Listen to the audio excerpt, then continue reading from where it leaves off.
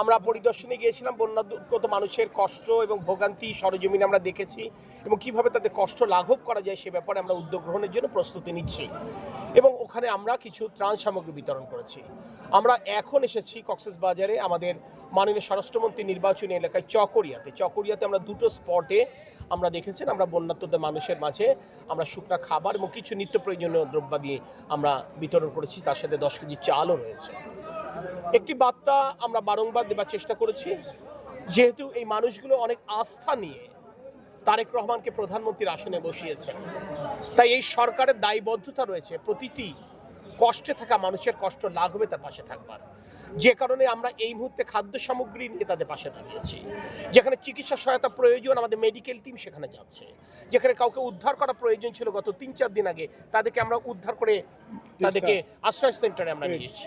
আগামী দিনগুলোতে আমরা ইনশাল্লাহ পুনর্বাসনে মনোযোগ দিব, অর্থাৎ যে রাস্তাঘাটগুলো ক্ষতিগ্রস্ত হয়েছে, যাদের ঘর বাড়ি মেরামত করা প্রয়োজন, যাদের গবাদি পশুর ক্ষতি হয়েছে, ফসলহানি হয়েছে, আমরা সেই ক্ষতিগুলো পুষিয়ে দিতে চাই যাতে করে সবাই আবার তার স্বাভাবিক জীবনে ফিরতে পারে। এবং এটি আমাদের রাজনৈতিক অঙ্গীকার, এটি প্রধানমন্ত্রী তারেক রহমানের সরকারের অঙ্গীকার।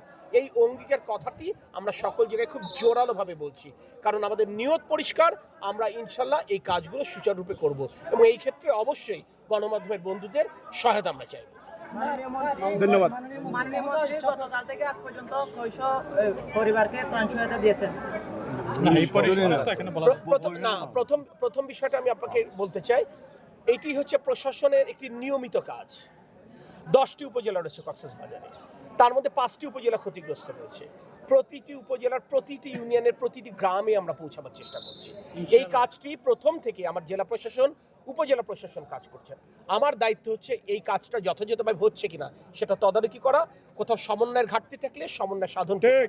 এইটাই মূল দায়িত্ব নিয়ে আমি এসেছি এবং যখন এসছি তখন উপদ্রুত এলাকা আমি পরিদর্শন করছি, ওনাদের এই রুটিন ত্রাণ সামগ্রী বিতরণ কার্যক্রমে আমি অংশ নিচ্ছি। ধন্যবাদ। জেলা ছাড়াও পার্বত্য অঞ্চলের জন্য কোনো সুবিধা আছে? পার্বত্য চট্টগ্রামের জন্য আমি পার্বত্য চট্টগ্রামের জেলাগুলোতে বার্তা দিয়েছি, রাঙামাটিতে গেছি, আজকে সন্ধ্যায় বান্দরবনে যাব, ইনশাল্লাহ বান্দরবনে আমরা একই বার্তা দিব।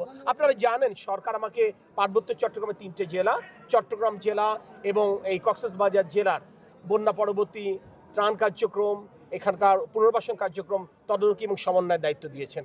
ন্যাচারালি আমরা এই এলাকাগুলোতে উপদ্রুত মানুষের জন্য যা কিছু করবার প্রয়োজন আমরা করব।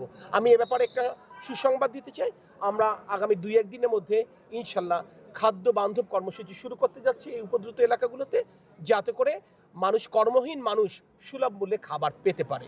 একই সাথে আমরা মাননীয় প্রধানমন্ত্রীর দপ্তর থেকে এনজিও ব্যুরোর মাধ্যমে আমরা সকল এনজিওর সাথে কথা বলছি, যাতে করে এই জুলাই মাসে যে সমস্ত মাইক্রো ক্রেডিট স্কিম রয়েছে সে ক্ষুদ্র ঋণের কিস্তি আদায় বন্ধ থাকে, সে ব্যাপারে আমরা উদ্যোগ। ধন্যবাদ।